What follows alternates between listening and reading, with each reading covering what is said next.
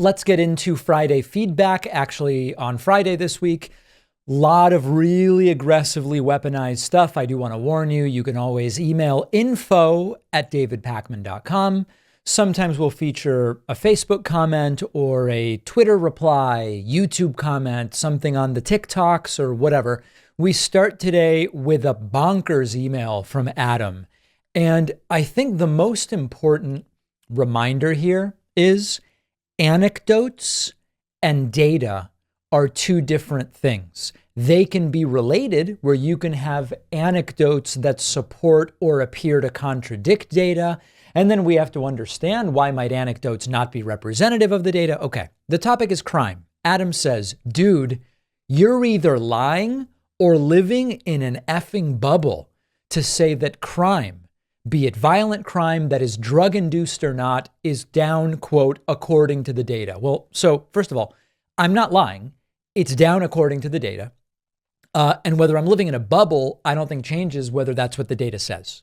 Now, Adam goes on, and this is where you really have to understand the broken nature of these people's brains. Adam says, I just heard on my local news channel that according to the mayor's office, violent crime is down from 10 years ago in Oakland. It's not true. I live out here. If you sat in your car at any business on Hegenberger Boulevard, one of many areas plagued with armed robberies, burglaries, theft, and assaults, you can literally see violent crimes being committed on a daily basis. Having grown up in the Bay Area and been a bit of a knucklehead when I was younger, it's never been this bad. It's not just Oakland either. I'm not sure where you're getting your crime stats from, but the only thing I can think of is that either the data is flat out wrong or cherry-picked to spin it a positive way, which is just as bad. Pamela Price openly stated she's not charging black and brown people for crimes due to increased pressure to decrease the state prison population. If you're not charging people with crimes, I guess that sure the F might look like crime is going down. But you're, again, this is all the wrong you're, being dishonest, and you're wrong you're a smug little prick about it. You're like the left-wing Charlie Kirk. So listen, if you want to make the argument that we're measuring crime the wrong way, make the argument and support that argument with something. If you want to make the argument that, the data are wrong, you've got to provide something other than I could sit in my car and see crimes on Hegenberger Boulevard. That's just not data. Now, in a country of 330 million people, you could have many anecdotes of violent crimes and still see significant year-over-year reductions in violent crime rates. And I kind of don't really know how to deal with people like this because they're just not going to believe it. It's sort of like we say, hey, inflation's down. No, have you seen the price of eggs? Well, we're not in deflation. Inflation is down and wage growth is now exceeding inflation. No, but have you seen the price of eggs? Okay. I mean, at a certain point, it's like, I guess I'm not going to be able to convince you, but really a sad thing. Very, very sad situation. Okay, here's an interesting post from the subreddit. Detrelioff says, Trump is threatened by women. Something stood out to me the other day, how Trump lashes out at women he feels targeted by. From Hillary to judges, now Nikki Haley, women seem to become a priority target when they push back on him. I would think this probably goes back to personality traits of having to be the big man in charge of stuff and ties in with the rape stuff as well. But it stood out for a different reason. A few years ago, this is a viewer, a few years ago, a friend of mine got diagnosed with schizophrenia, which he kept secret for a while. But something he took to doing was aggressively attacking verbally women around him that displayed any kind of authority, no matter how small. He would target women for not much apparent reason. I saw the same with my father when dealing with mental illness and not trusting my mom at the time, a mistrust and aggression towards women. With the very apparent mental decline of Trump, I think this could be a slightly overlooked symptom of his failing mental capacity. This is purely anecdotal. And as I just said, we don't do broad conclusions from anecdotes, but my grandmother also became extremely suspicious and paranoid. Now, grandmother, she was a woman, of other women around her. And I don't have to go into anecdotes, but it's a similar anecdote as to what the Trelioff is saying. Now, as far as if and how it applies to Trump, we really just don't know. Okay, Sootville Austin says, my 20-something kids are so disgusted with Joe Biden that they came right out and told me they are sitting out voting. They voted Biden 2020 as a vote against Trump, but after not doing anything to protect women's right, the unconditional support of Israel, and no progressive policies, they have just had enough. This is frightening, and frankly, Joe should have stepped aside a long time ago and let others run in 2024. You know, I don't have any emotional attachment to the Biden presidency, but the truth is, if I just say, let's look at the list of things Biden has done, I don't know that I remember a more progressive presidency than Joe Biden's, than maybe FDR. And even FDR, there were criticisms of the New Deal as being too supportive of corporations. Certainly, Joe Biden is on paper, by his actions, the most progressive president of my lifetime. And I've done the list before on changes to Obamacare and drug prices, student loan debt forgiveness, requesting the rescheduling of cannabis to be no longer Schedule 1, CHIPS and Science Act, Inflation Reduction Act, infrastructure bill. I can't do this every time, right? Like I've given the list so many times. We'll do another big segment on it in the next few months, but I just don't get when people say stuff like this, because I don't know that in my lifetime for sure, we've seen a more progressive president based on actions than Joe Biden. Doesn't mean you have to vote for him, but don't vote for him for a reason that is based in fact, rather than these recycled talking points that go nowhere. Playing Life on Easy says, Trump spoke at a non-union shop while the workers were on strike down the road. Biden stood in line with the union members. Yeah, I didn't even mention this just moments ago. Biden's the most pro-union president from all the research we've done, that we've ever had, ever. He has a long track record of supporting unions. No president has ever stood in an active picket line with striking workers. And Trump hates unions. It's the opposite. So appreciate the reminder. The difference could not be more stark. Stoppin' to Look says Nikki is only 10 points behind.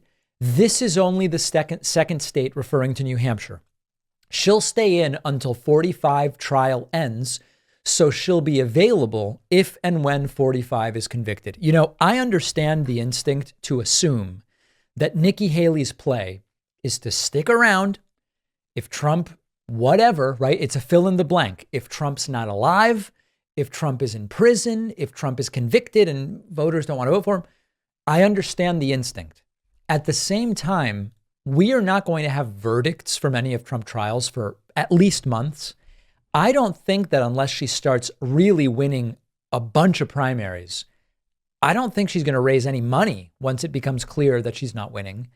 And I don't think she can stick it out till what? The convention? Unless she starts winning. So I don't think I agree there.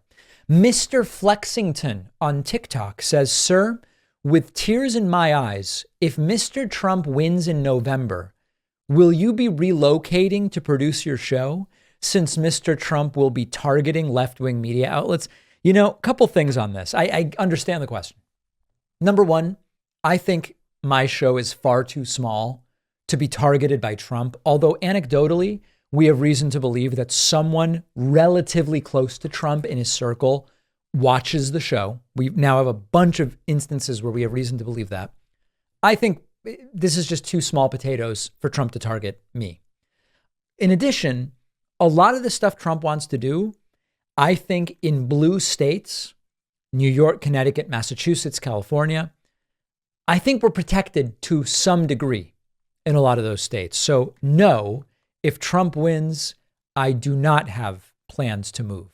Now, speaking of Trump winning or Biden winning, here's a post from Sinker on the subreddit who says we're all crazy and Biden has no shot.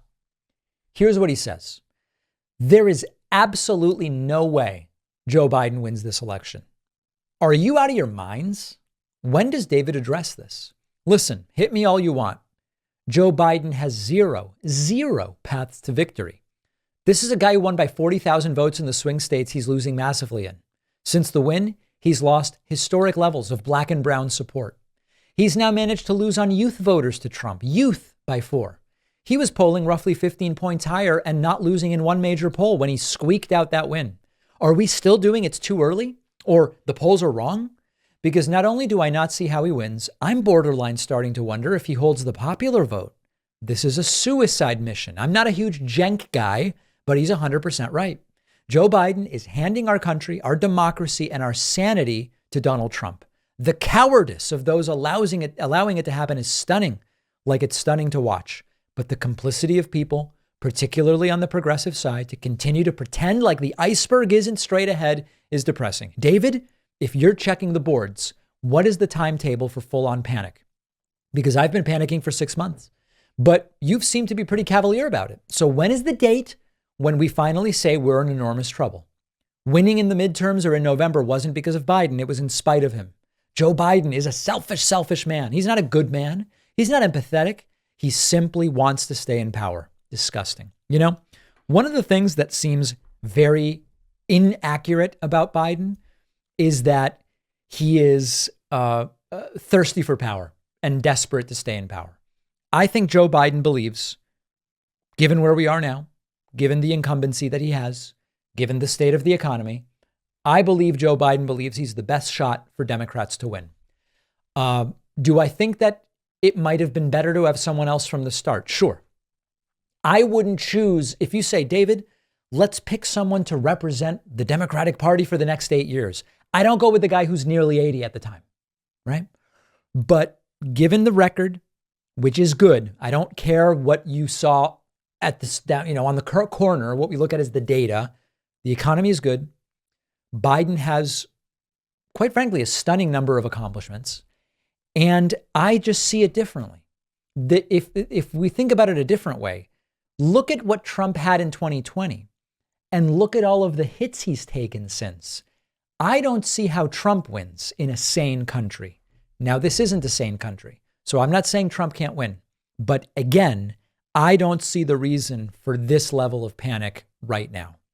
A bog holder asked me, David, when will you be appearing on Patrick Bet David's podcast again? His audience needs to see more of you debating him.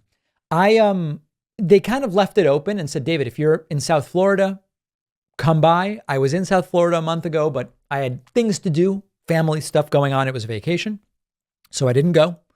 But I'm interested in going back on. I think it was a fun conversation, if not the most productive conversation necessarily. And I would love to do it again. Get your comments in, info@davidpakman.com. We'll do more of these next week. Bonus show is coming up. Make sure you're subscribed at joinpakman.com. Otherwise, we'll see you next week.